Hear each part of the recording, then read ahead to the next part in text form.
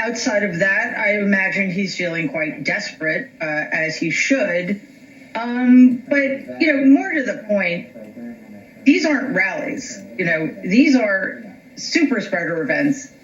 We now have data that show the number of infections and the number of deaths that can be directly related to attendance at one of these things. Mm-hmm. So what he says, what he lies about, and we know he's going to lie, all of that's irrelevant. We're looking at a person who is putting his own people, and these are his supporters. He doesn't consider the rest of us his people. These are his people, his supporters. He's putting them at risk, and for what? You said he's feeling quite desperate. As a psychologist, if you had a patient come in and you noticed that they were feeling quite desperate, what would be among your concerns of what they would do to alleviate that desperation?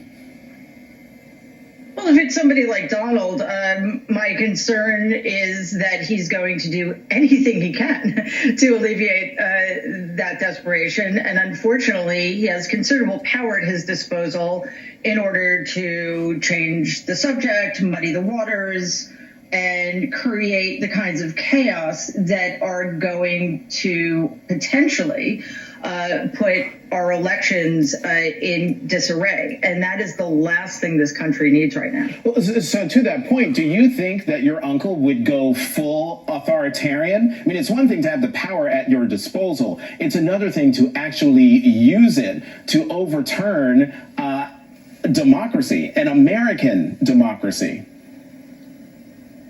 I put together a panel of experts a few days ago to talk about these very issues. These are people who have expertise in law, in the Justice Department, in authoritarian states, clinical psychology, social psychology, etc.